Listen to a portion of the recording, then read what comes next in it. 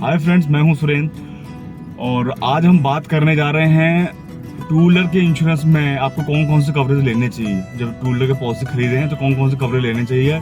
तो आप बने रहिएगा पूरी वीडियो में, और चैनल सब्सक्राइब नहीं किया तो चैनल सब्सक्राइब कर लीजिएगा। तो पूरा कंटिन्यू वीडियो देखिएगा, कोई स्किप मत करिएगा। तो सबसे पहले आपको बता दूं, पॉलिसी टू व्हीलर में या फोर व्हीलर कोई भी पॉलिसी आप मोटर पॉलिसी लेते हैं तो हमें दो तरह की पॉलिसी होती हैं। एक होती है आपकी ओडी की पॉलिसी, एक होती है आपकी टीपी की पॉलिसी। मतलब ओडी वाले जो बोलते हैं वो कंप्रहेंसिव पॉलिसी बोलते हैं, टीपी आपका मैंडेटरी है, तो टीपी का इंश्योरेंस आपको लेना ही लेना है। और रही बात ओडी का, तो अगर वो आपका ऑप्शनल है, अगर आप गाड़ी का इंश्योरेंस रखना चाहते हैं या नहीं रखना चाहते हैं।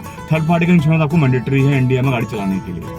कहीं कहीं आपको 365 दिन की पॉलिसी है, तो 365 दिन में आप 365 बार क्लेम ले सकते हैं। हाँ, इसमें कहीं ना कहीं कैपिंग होती है, आप साल में 2 क्लेम ले सकते हैं। किसी इंश्योरेंस कंपनी में आप अनलिमिटेड क्लेम भी ले सकते हैं। कुछ इंश्योरेंस कंपनी ओईएम से डायरेक्टली टाई अप कर लेती हैं, तो वहां पर आपको अनलिमिटेड क्लेम्स मिल सकते हैं जीरो डेप। मगर आप कहीं जैसे आपने हीरो से गाड़ी लिया, अगर हीरो के थ्रू पॉलिसी अगर सोर्स हुआ है तो कहीं ना कहीं आपको अनलिमिटेड जीरो डेप मिलेंगे।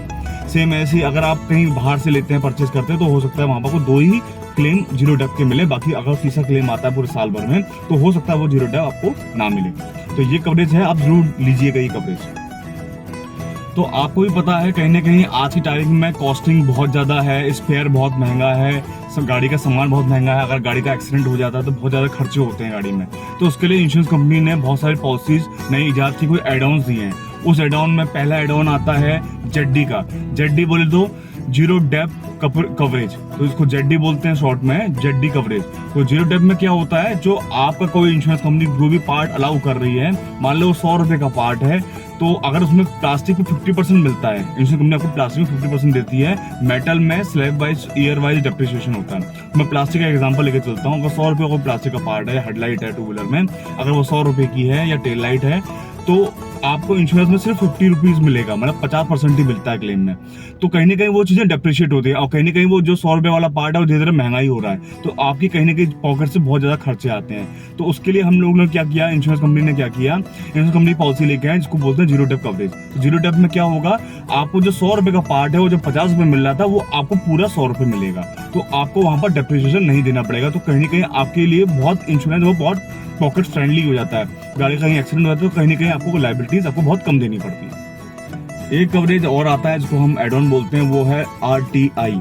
आरटीआई बोले तो वो वाला आरटीआई नहीं है, ये वो वाला आरटीआई है, रिटर्न टू इनवॉइस बोलते हैं इसको। रिटर्न टू इनवॉइस क्या होता है, मान लो गाड़ी आपका पूरा डैमेज हो गया एक्सीडेंट में, पूरा डैमेज होने के बाद तो उसका कहीं ना कहीं आपका वो चीज़ गाड़ी डेप्रिशिएट हो रही है। हर साल पॉलिसी में आपका वैल्यू डेप्रिशिएट होता है। मतलब आपने 70,000 का गाड़ी खरीदा या 1 लाख रुपये गाड़ी खरीदा, तो अगले साल शायद वो 90,000 का उसका सम इंश्योर्ड होगा, उसके बाद वो 80,000 सम इंश्योर्ड हो जाएगा, 70,000, तो धीरे धीरे वो डेप्रिशिएट होगा।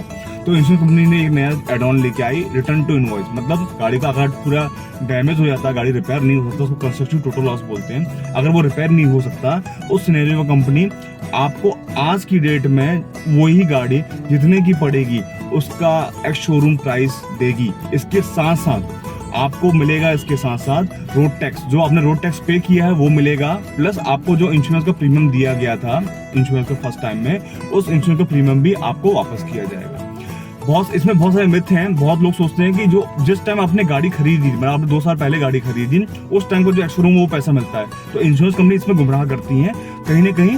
तो आपको क्या करना है, आपको करंट वैल्यू का, करंट जो एक्स शोरूम है उसका, उस गाड़ी का प्राइसिंग आपको मिलेगा।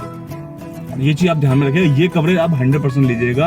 अच्छा, ये कवरेज आपको तभी मिलेगा जब आपका गाड़ी का पॉलिसी कभी ब्रेक नहीं हो रहा, मतलब कंटिन्यू ब्रेक चला आ रहा है, कंटिन्यू चला आ रहा है पॉलिसी, कहीं पे आपका पॉलिसी ब्रेक नहीं है, तब आपको आरटीआई मिलेगा। तो ये चीज आप ध्यान रखें, आपका पॉलिसी कभी लैप्स ना हो पाए। और ये आपको लीजिएगा तो कहीं ना कहीं आपने जिस टाइम जो गाड़ी ली थी, आपको करंट में वही गाड़ी की प्राइसिंग आपको इंश्योरेंस के थ्रू आपको मिल जाएगा। इंश्योरेंस के थ्रू आपको शोरूम मिल रहा है, आपको रोड टैक्स मिल रहा है, आपको इंश्योरेंस का पैसा मिल रहा है, जो आपने प्रीमियम दिया उसका पैसा मिल रहा है। तो ये आप प्रीमियम, ये वाला पॉलिसी आप जरूर लीजिएगा, ये एड ऑन आप जरूर लीजिएगा। एक और एड ऑन है, उसको बोलते हैं RSA, road side assistance.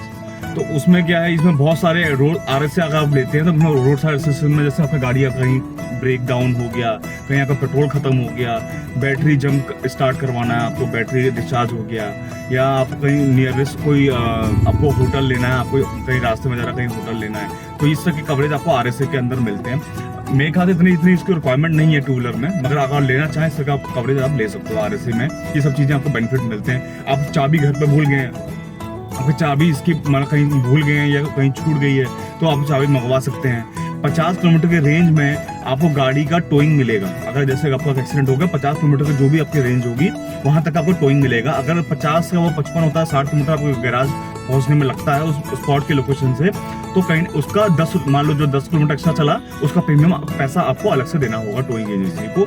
50 kilometre तक का कंपनी का पेमेंट आपको इंश्योरेंस कंपनी को आपको पे कर देगी डायरेक्टली। तो ये आपका कवरेज है RSA का। इसकी तो टू व्हीलर में इतनी रिक्वायरमेंट नहीं है, आप लेना चाहते हो वो ले सकते हैं, इसलिए मैं आपको ज्यादा इसमें ब्रीफ नहीं कर रहा हूँ। एक सबसे आपका लास्ट पॉइंट बता रहा हूँ, ये बहुत अच्छा कवरेज है, ये आपको लेना भी चाहिए। आप पर्सनल एक्सीडेंट बोलते हैं इसको, पर्सनल एक्सीडेंट कवरेज। इसमें आपको 15 लाख का सम इंश्योर्ड मिलता है। प्रीमियम बहुत नॉमिनल होता है, 15 लाख का सम इंश्योर्ड बड़ा अमाउंट होता है। मान लो इंश्योर्ड की डेथ हो जाए गाड़ी चलाने में, गाड़ी चलाते वक्त किसी भी सूरत में गाड़ी चलाते में, उसके बाद इफेक्टिव ड्राइविंग लाइसेंस होना जरूरी है, तो उनको 15 लाख रुपए इंश्योरेंस कंपनी पे करती है। तो 15 लाख रुपए आज के टाइम में बहुत बड़ी वैल्यू है। पहले ये पैसा सिर्फ मेरे ख्याल से 2 लाख रुपए मिलता था, जो आज की तारीख में ये 15 लाख रुपए कर दिया गया है। तो ये आप कवरेज जरूर लीजिएगा। जितनी आपकी गाड़ी हैं, अगर सब गाड़ी में ये कवरेज है, तो आप हर गाड़ी से में जो भी कवरेज है PA का, वहां से आप क्लेम करके पूरा पैसा ले सकते हैं। मान लो आपके पास कार भी है, स्कूटर भी है, तो ये ऑप्शनल है। आप एक ही जैसे कार में ले सकते हैं या टू व्हीलर में ले सकते हैं, मगर आपने दोनों में ले लिया है तो दोनों में से आप वो क्लेम कर सकते हैं PA का। ये चीज आप ध्यान रखिएगा, PA का कवरेज आप 100% लीजिएगा।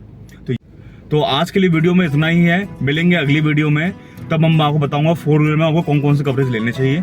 मिलेंगे तभी, और चैनल सब्सक्राइब कर लीजिएगा। आपके लिए मेहनत कर रहा हूँ, तब तक के लिए बाय बाय। अपना ख्याल रखिए, बाय बाय।